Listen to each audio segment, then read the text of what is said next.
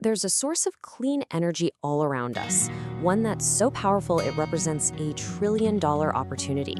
And yet, it's almost completely overlooked. Why? Well, because it's literally right under our feet. Take a look at this. This is what it looks like to tap into the planet's own internal furnace. Now, for decades, these geothermal plants have been the real unsung heroes of clean energy, just quietly churning out power 24/7. But there's always been a catch. They only work in a few very rare geological hotspots. At least that was the catch until now. And this really gets to the heart of it. This is the question that's unlocking a global energy revolution. What if we could tap into that immense, constant heat from the Earth's core, not just in a few select places, but, well, anywhere? It's a shift in thinking that could fundamentally rewrite our entire energy future. All right, so to really get why this new stuff is such a big deal, we need to take a quick look back at traditional geothermal, both its incredible promise and its one big show-stopping problem. Okay, check this out. The key thing to look at here is something called capacity factor, which is really just a fancy way of saying how often a power plant is actually up and running. Now, solar and wind are absolutely crucial, but they're intermittent, right? The sun goes down, the wind dies down. Geothermal, it's totally different. It is the marathon runner of renewables with a capacity factor over 90%. That means it's on all the time, providing that steady, reliable baseload power we've always had to rely on fossil fuels for. And here it is. Here's the but. For all of that amazing round-the-clock reliability, conventional geothermal has always been incredibly picky about where it lives. You needed to find this perfect underground recipe of hot rock plus flowing water plus porous pathways, a trifecta that really only exists in places like Iceland or Kenya's Great Rift Valley. And that limitation is exactly why it's remained a niche player, until now.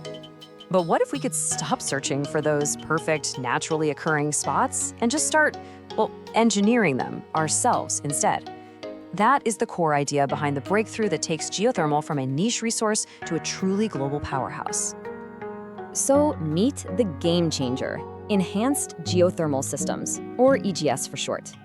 The concept is actually pretty simple, but it is profound.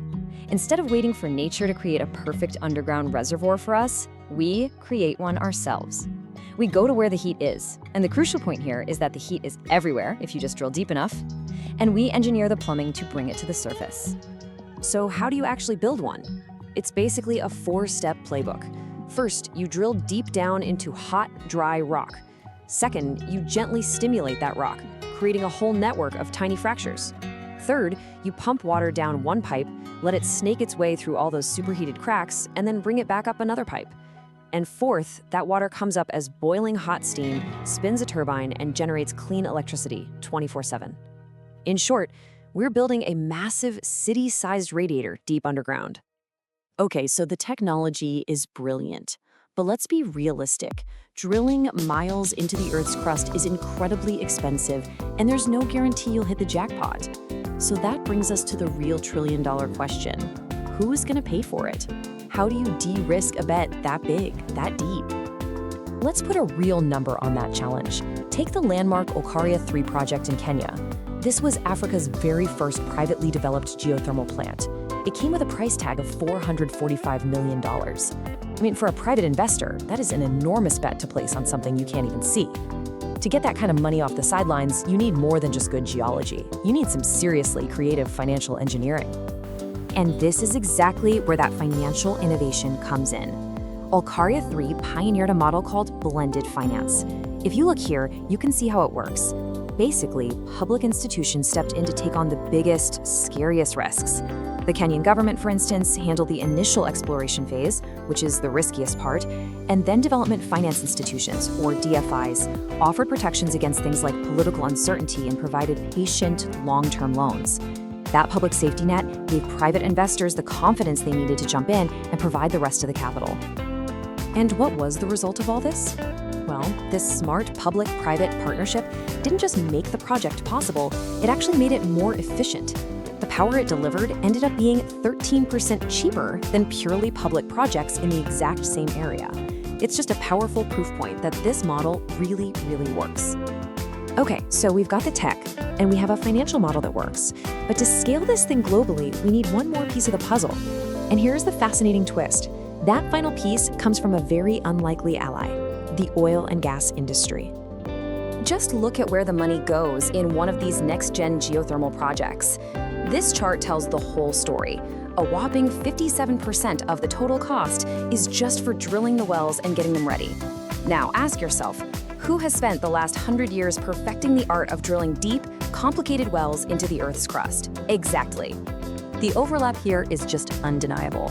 Everything on this list, from mapping what's underground to advanced drilling techniques and managing insane pressures, these are the core skills of the oil and gas sector.